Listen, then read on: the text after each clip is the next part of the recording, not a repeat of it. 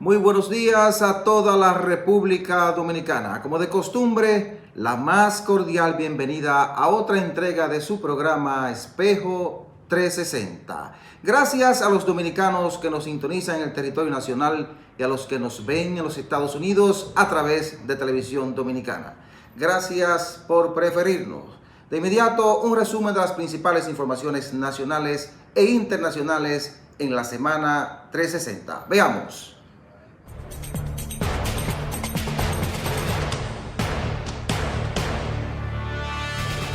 ¿Qué tal, amigos? Este es el resumen informativo de la semana 360. El ministro de Salud Pública, Rafael Sánchez Cárdenas, informó que el gobierno ha dispuesto subir la alerta por la humareda producida por el vertedero de Duquesa y se ha instruido al Sistema Nacional de Salud para que preste atención a las personas con enfermedades crónicas, la infancia y la adolescencia con relación a esta situación. Advirtió que las infecciones respiratorias agudas podrían incrementarse por los efectos del incendio de Duquesa. El ministro de Obras Públicas, Ramón Pepín, explicó a los alcaldes del Gran Santo Domingo las estrategias fundamentales para sofocar el fuego en el vertedero de Duquesa y les presentó los planes para mitigar el siniestro y mantener este en operación. El ministro de Hacienda, Donald Guerrero, dijo que el gobierno dominicano sigue evaluando las medidas de reactivación económica una vez superada la crisis sanitaria por el COVID-19 y estimó que las mismas podrían comenzar a aplicarse para la segunda mitad de mayo. El presidente del Consejo Nacional de la Empresa Privada, Pedro Brache, consideró que no se puede apresurar la reapertura económica y que deberá abrir cuando se tenga un protocolo sanitario. Precisó que si bien hay urgencia, se debe entender que primero está la salud del pueblo dominicano. La Dirección General de Impuestos Internos anunció que mantiene la exoneración del pago del anticipo del impuesto sobre la renta para la mayoría de los contribuyentes correspondiente a mayo de este año, cuya fecha de vencimiento es el próximo 15. Un conjunto de 75 centrales sindicales, plataformas, coaliciones, organizaciones sociales y civiles rechazaron que en el marco de la pandemia del coronavirus se cargue el costo de la crisis a las mayorías afectadas, como pretende un grupo de legisladores con la propuesta de adelantar el 30% de los fondos de pensiones. El Pleno de la Junta Central Electoral acordó ejecutar un calendario de trabajo para seguir discutiendo con la Comisión de Acompañamiento del Consejo Económico y Social temas de las elecciones presidenciales del 5 de julio. El ministro de Educación, Antonio Peña Mirabal, reveló que se analizan varias opciones para presentar una propuesta al Consejo Nacional de Educación en relación al cierre del presente año escolar, unas de las cuales recomienda la promoción al grado siguiente de todos los estudiantes con dos opciones, una completa y la otra condicionada. En el ámbito internacional, España se prepara para un alivio en las medidas de confinamiento decretadas por el gobierno cuando la pandemia del coronavirus, que ya ha causado más de 26,000 fallecimientos, está en declive, mientras se mantiene la incertidumbre de cómo superar la crisis económica y social que el COVID-19 está causando. La ONU aumentó de 2.000 a 6.700 millones de dólares su solicitud de fondos para apoyar a países pobres a responder al coronavirus y advirtió a las potencias de que si no ayudan a estas naciones se sufrirán las consecuencias durante años. Joaquín Caraballo estuvo con ustedes.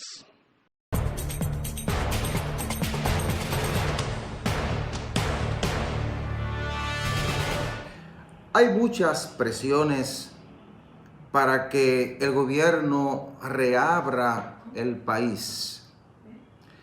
Presiona un sector de la clase política, presiona un sector del comercio, sobre todo el comercio detallista, desesperado por producir dinero, ¿verdad? Por volver a la realidad, por volver a sus actividades cotidianas. Sin embargo, nosotros enfrentamos una situación que, según las autoridades que monitorean el avance del COVID-19, todavía no nos permite abrir la economía ni levantar las restricciones impuestas desde mediados de marzo pasado. Algunos sectores han comenzado a hablar de la necesidad de abrir a partir de mañana, lunes 11 de mayo. Incluso la Asociación de Comerciantes de la República Dominicana le hacía el planteamiento al presidente de la República a mediados de la presente semana, diciendo que se permita la apertura de talleres, ferreterías, pequeños negocios, ¿verdad? Porque dicen que realmente no aguantan la situación. Todo eso es entendible. Desde un principio se advirtió la necesidad de un sacrificio de todos los sectores de la sociedad dominicana, del ciudadano común, del gran empresario, ¿verdad? Del pequeño empresario, de todos los sectores en sentido general, porque está demostrado que la única forma de detener el avance de esta pandemia es con el aislamiento social. Y por eso nosotros hemos estado en nuestros hogares trabajando a través del teletrabajo y otros encerrados, haciendo su vida desde el hogar, ¿verdad? Porque nos lo han pedido las autoridades, nos lo han impuesto las autoridades, y así ha ocurrido en la mayoría de los países del mundo. Se cita como un ejemplo exitoso Taiwán, que aplicó medidas restrictivas muy temprano, medidas de aislamiento social, cambio en la higiene, con medidas de higiene muy restrictivas, la imposición del uso de mascarilla, etcétera, etcétera. La mayoría de las cosas que estamos haciendo, las cosas que estamos haciendo en República Dominicana. Pero evidentemente que de acuerdo a los resultados estadísticos que manejamos, el virus, la pandemia, todavía está en un punto que los responsables de manejar el problema entienden que no permite la apertura. Bueno, esta semana decía, por ejemplo, el ministro Gustavo Montalvo, que es el que preside la Comisión de Seguimiento al Coronavirus, que se están evaluando opciones para la reapertura del sector económico, la reapertura de la economía, pero que no se ha fijado una fecha todavía para eso, porque entienden que no es el momento, que todavía la población debe seguir aportando desde su aislamiento social y aplicando todas las medidas de higiene posibles. Pero las presiones son muchas. Y me gustó, por ejemplo, la explicación que daba el presidente del Consejo Nacional de Prensa Privada, que hasta tanto, lo planteaba así de manera puntual, hasta tanto no se tenga un protocolo de salud para volver a las labores económicas, que no se reabra. Lo planteaba el pasado miércoles. Y debe ser así, porque si usted se arriesga a reabrir las actividades en un país donde no se tiene control de la epidemia, se expone a la población a un contagio mayor, a una situación fuera de control. Y eso es realmente lo que se quiere evitar. Pero, ¿cuál es el dilema real de nuestro país? Bueno, nuestro país hoy se acerca a los 9,000 casos. Se acerca también a los 400 fallecidos.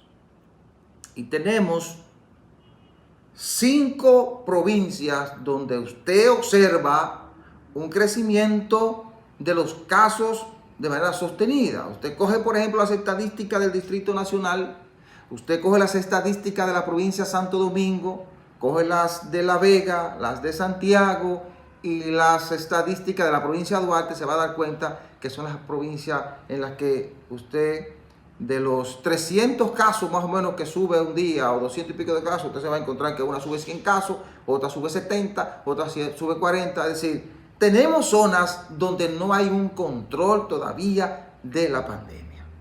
Entonces, cuando se tenga ese control, cuando se tenga un protocolo, entonces sí hay que hablar de una apertura, pero con todas las medidas posibles para evitar un segundo brote de la pandemia. El gobierno tiene un dilema. Tiene el dilema de que tiene que enfrentar con eficiencia la pandemia. Porque en una situación como la que se está viviendo en República Dominicana, de pandemia con campaña electoral, si esto se le va de la mano al gobierno, entonces va a sufrir las consecuencias de ese problema. Las consecuencias de la condena de la sociedad en sentido general, ¿verdad? Y el precio político que va a tener que pagar en el proceso electoral del 5 de julio. Entonces, ahí está el gran dilema del gobierno. ¿Abro y asumo esa consecuencia o mantengo las restricciones con todo lo que implica en materia económica y sacrificio para la población? Y entonces el gobierno sigue apostando a la segunda opción, apostando a la opción de mantener las medidas restrictivas hasta que se tenga el control o se logre la curva de la pandemia, y entonces se puede decir, sí, podemos ir abriendo paulatinamente diferentes sectores económicos. Y yo pienso que cuando pasen unos 5, 6, 7 días, si se logra la curva en esas provincias que le he citado, entonces pudiéramos estar hablando de una reapertura por bloques, ¿verdad? Una reapertura por sectores de la economía dominicana. Quizás algunos sectores que hablan de segunda quincena, bueno, algunos sectores no. El propio ministro de Hacienda decía que dentro de las medidas que están evaluando sería una apertura escalonada, pero a partir de la segunda quincena de mayo. Entonces pudiéramos estar hablando que en una semana, si hay, lógicamente, un control de la pandemia, si hay una curva, entonces van a ir permitiendo que algunos sectores, como las ferreterías, los salones de belleza, algunos centros de expendio de comestibles, abran. Se está pidiendo también que las tiendas de electrodomésticos abran, cumpliendo con un protocolo de distanciamiento social que entonces va a permitir que la gente realice sus actividades sin que esto implique la posibilidad de un nuevo brote del coronavirus. Pero observen una cosa, y por eso hay que ser más cuidadosos ahora. Esta semana se publicó un estudio en los Estados Unidos donde unos 17 científicos, 17 investigadores que están trabajando con la vacuna del nuevo coronavirus, determinaron que ha mutado, que esa cepa ha mutado y que el virus que atacó en China no es el mismo que está atacando en Estados Unidos, en Italia, en Francia, en Inglaterra, que ya supera en casos de más países de Europa. Entonces, esto presenta el problema de que quizás los avances que se tenían para una vacuna con una cepa que era la que se detectó en China no sirvan de muchas cosas en este momento, más que para el comienzo de una investigación para lograr entonces una vacuna que permita controlar esa cepa que ha mutado. Es decir, el virus ha mutado y es más agresivo. Quizás nosotros no estemos siendo atacados por ese virus, quizás por diferentes factores, ¿verdad? Este es un país donde nosotros hemos expuesto a diferentes virus por nuestras condiciones climáticas,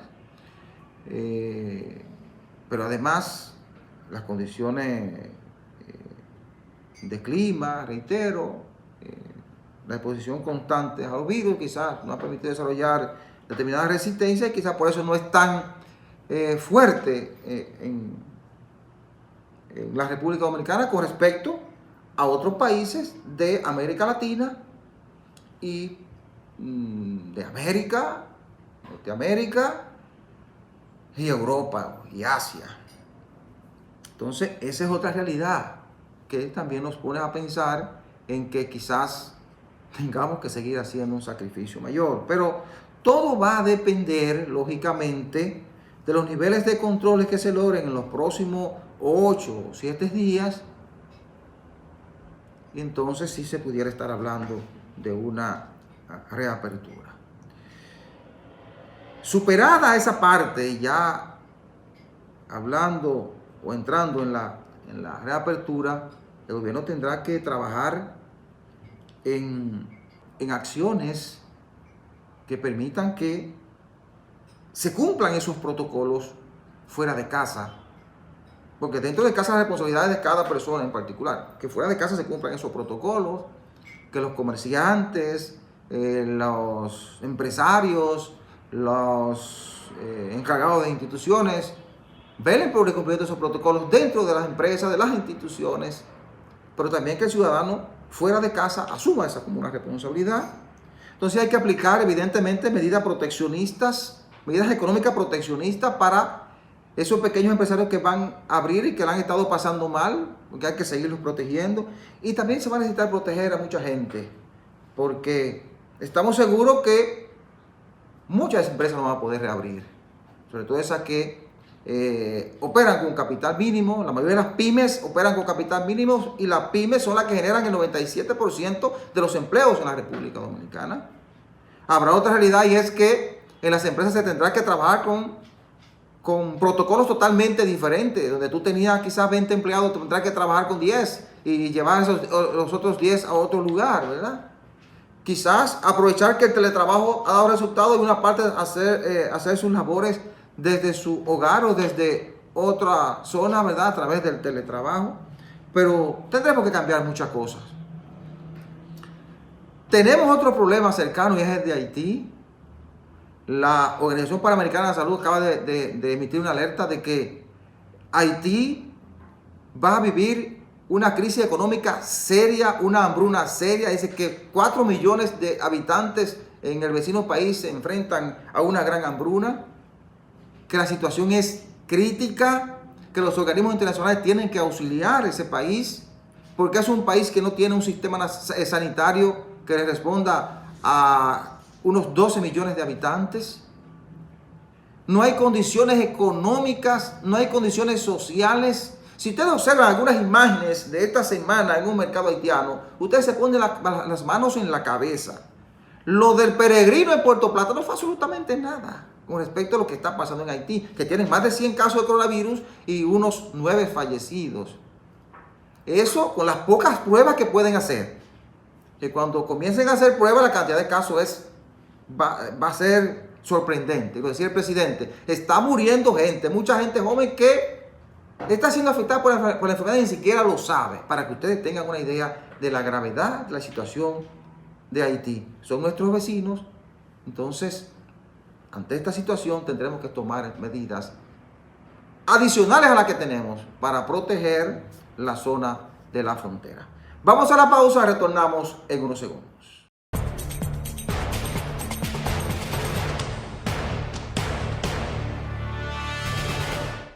Esta semana la Junta Central Electoral se reunió con los representantes de los partidos políticos. Avanzaron bastante con respecto al proceso electoral del 5 de julio próximo para las elecciones presidenciales y congresuales, donde la población dominicana va a elegir un presidente y a los senadores y diputados. Se avanzó bastante porque ahí los líderes políticos y los representantes de la Junta trataron sobre la necesidad de la extensión del horario de las votaciones. Se hablaba de extender de 6 de la mañana a 6 de la tarde. Serían 2 horas más, porque ahora las votaciones son de 7 a 5 de la tarde. Quizás se necesite más tiempo, quizás se necesite extenderla hasta las 8 de la noche, pero bueno, es el inicio de una conversación importante, porque como se va a votar en unas condiciones diferentes, en una situación de pandemia, se va a mantener un distanciamiento y se va a meritar de más tiempo para votar. Entonces quizás se necesite en lugar de 2 horas, 3 o 4. Se pudiera votar a las 8 hasta las 8 de la noche. Entre 8, 10 y 11 de la noche se cuentan esos votos y la población está recibiendo resultados. Bueno, también se abordó la posibilidad de separar por sexo. Recuerden que hace 20 años las mujeres votaban en la mañana y los hombres en horas de la tarde. Eso no dio resultado y se cambió.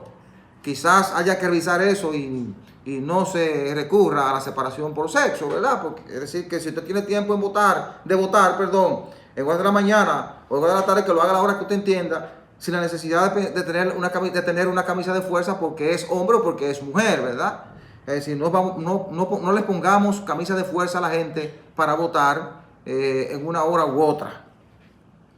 Y también se habló sobre la necesidad de utilizar los escáneres para el envío de los resultados de esas elecciones que permiten entonces que fluyan con rapidez y en un tiempo récord, entonces la gente tiene los resultados de esas elecciones. Eso ha funcionado y no veo por qué haya que preocuparse. Entonces, además, aplicación de un protocolo sanitario. Ya la Junta esta semana hablaba de que dispone de un presupuesto de 47 millones de pesos para comprar productos de higiene y para aplicar las medidas que se necesitan el día de las elecciones.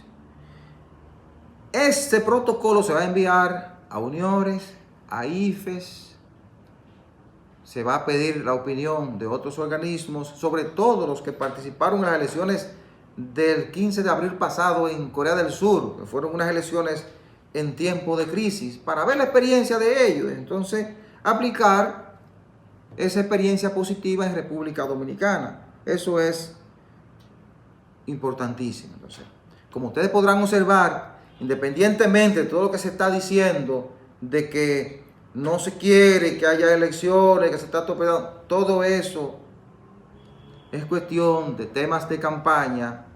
Lo importante es observar lo que hacen los actores políticos y los responsables de montar el proceso, como son los líderes de los partidos que estuvieron presentes en esa reunión y el pleno de la Junta Central Electoral, que son responsables de crear las condiciones para que la gente vote, tal y como está establecido en nuestra Constitución y las leyes. Entonces, no hay que temerlo, decía el presidente de la Junta. Habrá elecciones el 5 de julio.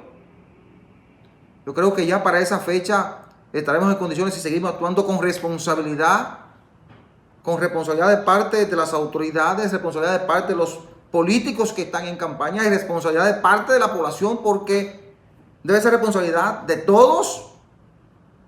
Y cuando hablo de responsabilidad de todos, me refiero al sacrificio que tenemos que hacer, unos quedándonos en casa, otros aplicando las medidas y otros no abusando de la campaña electoral, haciendo recorridos en una situación como esta. Entonces, si asumimos ese sacrificio y logramos virar la curva de la pandemia, entonces indiscutiblemente que aquí habrá elecciones el 5 de julio próximo. Así es que decía el presidente de la Junta, en estos 60 días haremos todo lo que tengamos que hacer para que las elecciones del 5 de julio sean exitosas en los términos de que se celebren de manera diáfana, libre y transparente. Ese es su papel y ojalá los líderes políticos los sigan acompañando. También se reunieron con la comisión de seguimiento, donde están los partidos políticos, la sociedad civil en sentido general, y ahí conversaron de aplicar una serie de medidas conjuntamente con los partidos políticos, porque eso es lo que es una comisión de seguimiento y acompañamiento. Lo van a acompañar.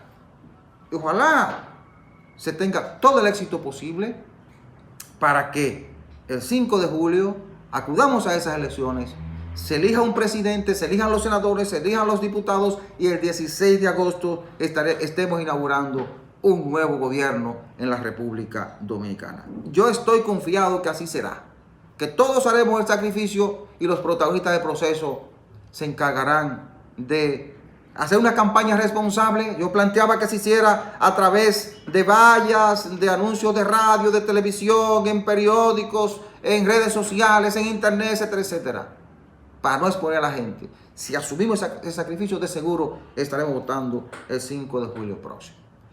A propósito de elecciones, esta semana un grupo de juristas integrantes del movimiento Conciencia Nacional, entre los que están Emmanuel Esquea Guerrero, Eulogio José Santaella Ulloa, Leopoldo Andrés Franco Barrera, Federico Lalén José, Jaime Fernández y Cheri Jiménez, sometieron un recurso de inconstitucionalidad por ante el Tribunal Constitucional en el que piden modificar el artículo 92 de la ley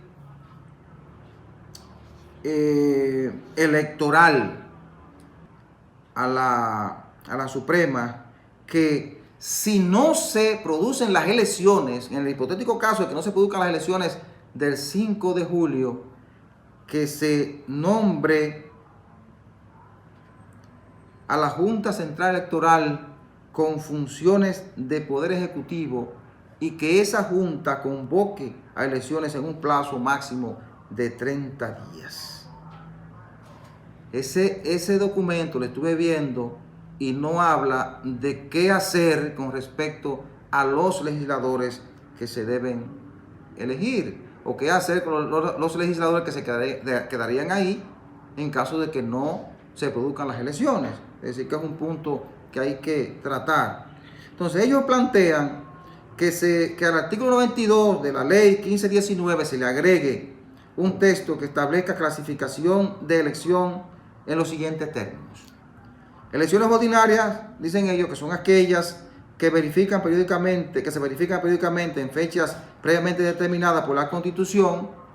En un segundo numeral establece la definición y condiciones para elecciones extraordinarias, y dicen que esas son las que se efectúan por disposición de la ley o la Junta Central Electoral en fechas determinadas de antemano por conceptos constitucionales. Entonces, le he traído esto para citar un artículo que escribió esta semana el abogado constitucionalista Cristóbal Rodríguez Gómez. Lo escribió en el periódico Diario Libre, titulado "El TC no debe ser opción". Cuando habla de TC se refiere al Tribunal Constitucional, que dice que no debe ser una opción. ¿Y por qué lo dice Cristóbal Rodríguez? Voy a citar algunas de las consideraciones que él plantea. Él dice que si el Tribunal Constitucional recurriera al principio de autonomía procesal que viene aplicando desde su entrada en operación hace 8 años y decide enmendar el numeral 2 y lo hace en sentido contrario a lo que están pidiendo Emmanuel Esquea Guerrero y los demás integrantes de Conciencia Nacional, entonces podríamos estar frente a una crisis política, una situación peor. Y cita primero, dice: si el Tribunal Constitucional decidiera poner el Ejecutivo en manos de una Junta de Gobernanza, es decir, del presidente de la Suprema Corte de Justicia, o segundo, que lo que conviene y constitucionalmente adecuado es la continuidad de las actuales autoridades, entonces sí vendría una crisis mayúscula. Eso en sentido general es un artículo largo, pero eso es el extracto de lo que plantea el artículo. Interesantísimo, porque él argumenta con todos los conocimientos posibles, como un especialista en la materia, que el Tribunal Constitucional no es la vía. Porque si decidiera contrario a lo que están pidiendo esos juristas, que está en la facultad de decidirlo, porque si lo consideran que lo correcto no es lo que ellos están pidiendo, sino lo que está citando Cristóbal Rodríguez, que dice que son escenarios posibles, entonces pudiéramos estar ante una situación de crisis peor que la que se pudiera presentar en los actuales momentos. Es decir, que ojalá el Tribunal Constitucional pueda ver este artículo, lo puedan leer, porque hay varias corrientes. yo no sé si Cristóbal se enmarca en ese, no lo aborda en ese artículo, pero no sé si se enmarca ahí. Hay dos corrientes jurídicas, uno que dicen que la Junta podía hacerlo de manera, podía convocar la elección de manera administrativa, ahora, pero que, y me refiero no a un escenario post 5 de julio, sino al actual, que la Junta podía hacerlo de manera administrativa como lo hizo, y otros que plantean que debe hacerse vía la Constitución de la República para no abrir una puerta peligrosa en tiempos de crisis. Ojalá el Constitucional evalúe este artículo que ha escrito Cristóbal Rodríguez y que evalúe hacia dónde podría ir la República Dominicana con una decisión como se pudiera presentar en uno de los escenarios que presenta Cristóbal Rodríguez. Vamos a la pausa y retornamos en unos segundos.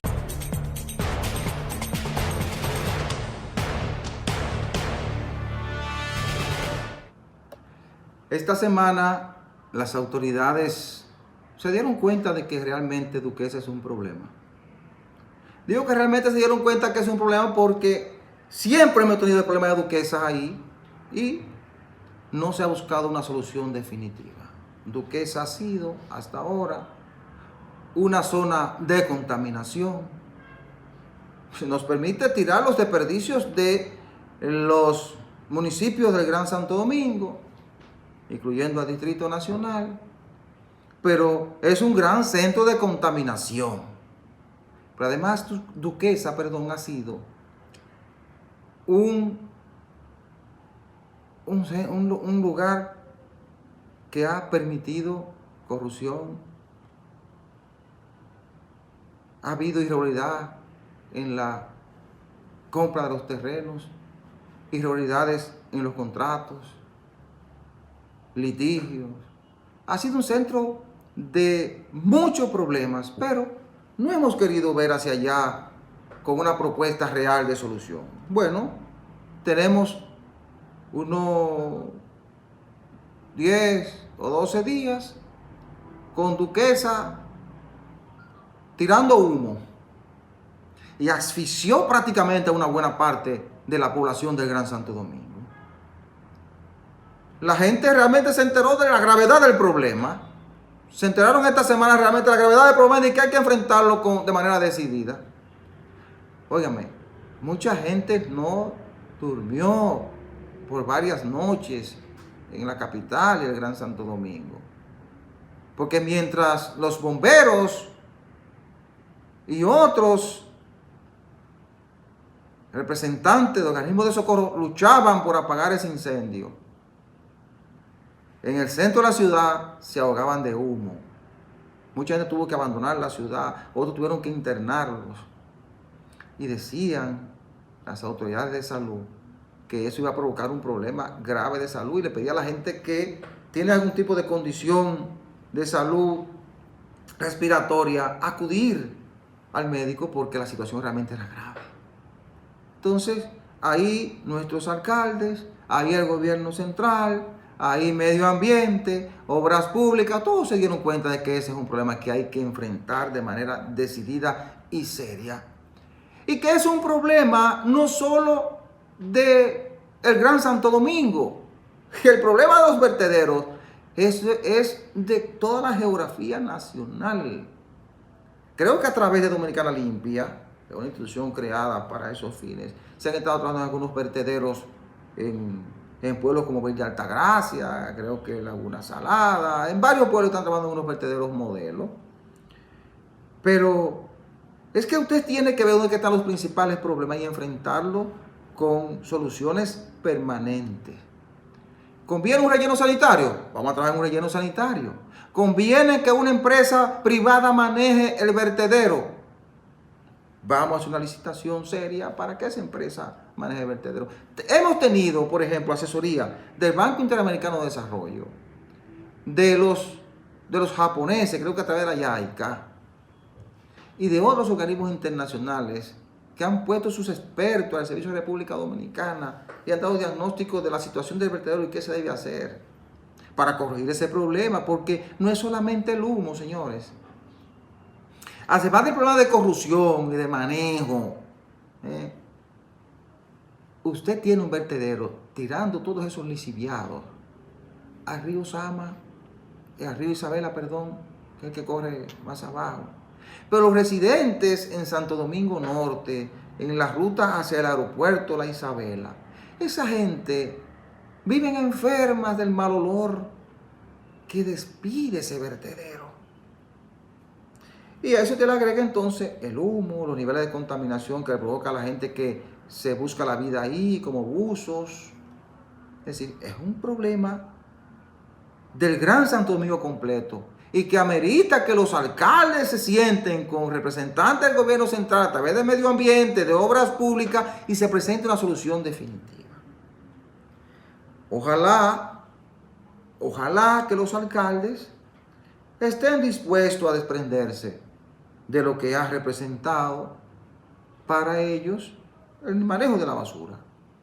Porque hay que avanzar a un sistema de reciclaje de basura que implicará una inversión de parte de las autoridades municipales y de parte del gobierno central. Hay que buscar presupuesto para eso, para aprovechar esos desperdicios, como lo aprovechan en otros países. Y lo citaba la Red Nacional de Apoyo Empresarial a la Protección del Medio Ambiente, que reúne a representantes del empresariado, sociedad civil, etcétera, etcétera, que hay que buscar una solución que represente generación de empleo, manejo adecuado de los desechos sólidos en el Gran Santo Domingo. Y vamos a generar empleos, porque eso se puede convertir en una planta de generación de energía con la cantidad de lisiviados que bajan ahí. Lo que el metano, con la cantidad de lisiviados, la basura se puede reciclar y aprovechar. Y en lugar de tú tener esa cantidad de buzos, tú tienes empleados manejando eso con todo el criterio posible. Y posiblemente pudiésemos estar, en lugar de pagando para que nos permitan tirar la basura en ese vertedero, en los ayuntamientos nos pudiésemos estar beneficiando de que quien maneje el vertedero le pague a los gobiernos municipales por depositar la basura. En otros países ocurre eso. China compra basura para convertirla en energía, para aprovecharla. Aprovechemos nosotros también. Pero hay que manejar ese vertedero con criterios responsables, hacer una licitación y poner en manos de una empresa que la maneje con todo el criterio posible de un vertedero que libere a esta sociedad los niveles de contaminación a que se está exponiendo desde hace muchos años. Vamos a la pausa, retornamos en unos segundos.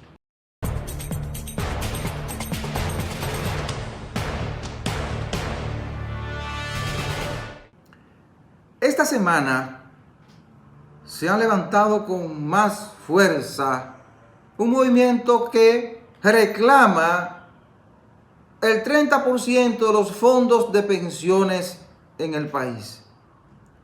Ese movimiento, encabezado por políticos, e incluso hay un proyecto de ley apadrinado por un diputado de La Romana y un senador de la región sur,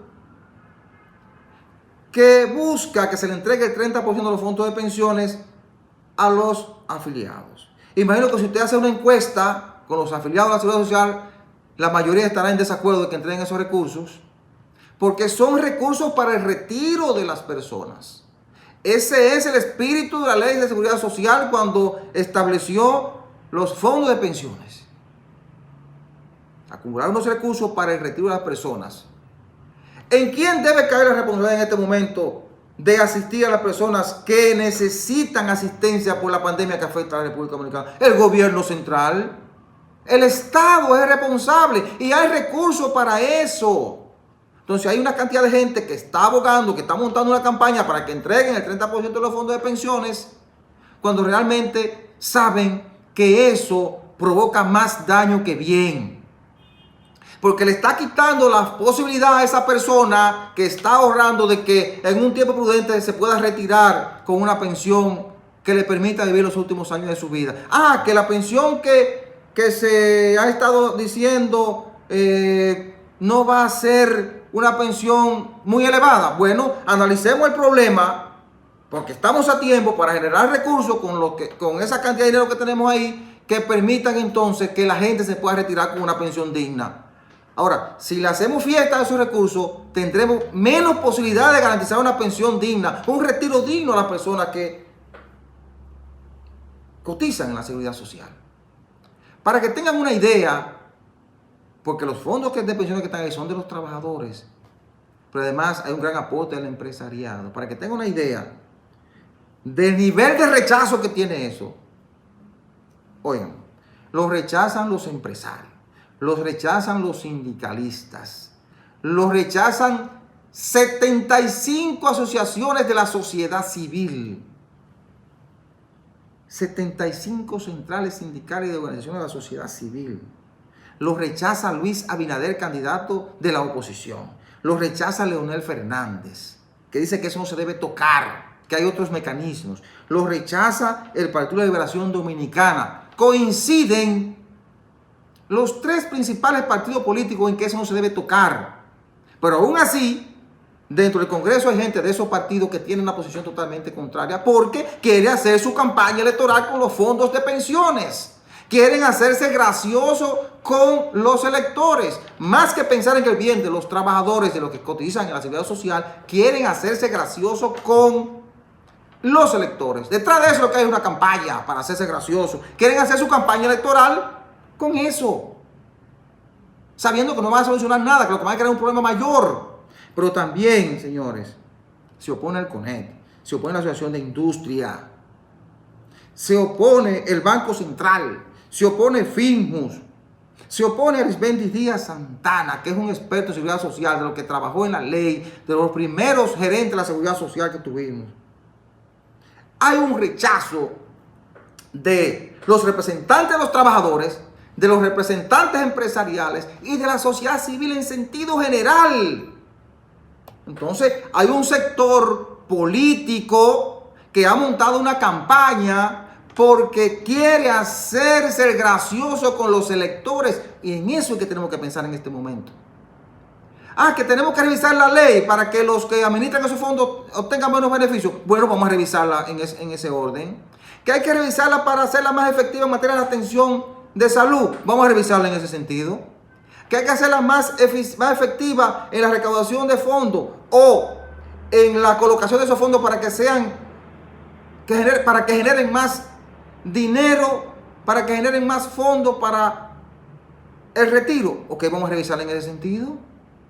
Si hay que ampliar el abanico para la inversión de esos recursos, más allá de cómo se están invirtiendo. Veamos experiencias de otros países y modifiquémoslas, pero no politicemos los fondos de pensiones, que ese es el dinero del retiro de la gente. Con eso no se debe relajar. Hay gente que está montando campaña con esa, y hay gente que está saliendo a acusar a otros porque defienden esa posición, y esa es la posición de la mayoría de la sociedad dominicana. Usted hace una encuesta hoy en el país, una encuesta, usted se busca una encuestadora seria y hace una encuesta, y estoy seguro que el 99% lo va a rechazar, porque el espíritu de esa ley, como decía Arismendi Santana, es garantizar el retiro de la gente. Ojalá que el Congreso Nacional piense, que la gente que está en el Congreso Nacional piense en qué tanto mal le pudiera estar haciendo a la sociedad dominicana si modifique esa ley para entregar un 30% de esos fondos, que serían unos 173,000 millones que desestabilizarían incluso la economía nacional. Que tendremos gente sin pensiones y una economía desestabilizada porque un grupo quiere hacer campaña electoral. Le dejo eso de tarea al Congreso Nacional. Señores, esta semana que inicia, la atención del país se mantendrá centrada en las presiones para que se reabra la economía de manera gradual. Es posible que en los próximos días el presidente de la República se dirija a la nación. Los efectos de la pandemia y las medidas a tomar también se estará tratando esta semana. Los efectos de la sequía que está provocando serios daños a la isla noroeste. Y la solución al problema del vertedero de Duquesa son los temas que estarán dominando esta semana. Señores, muchísimas gracias por la atención prestada. La cordial invitación para el próximo domingo a la misma hora y por este canal. Buena suerte, buenos días.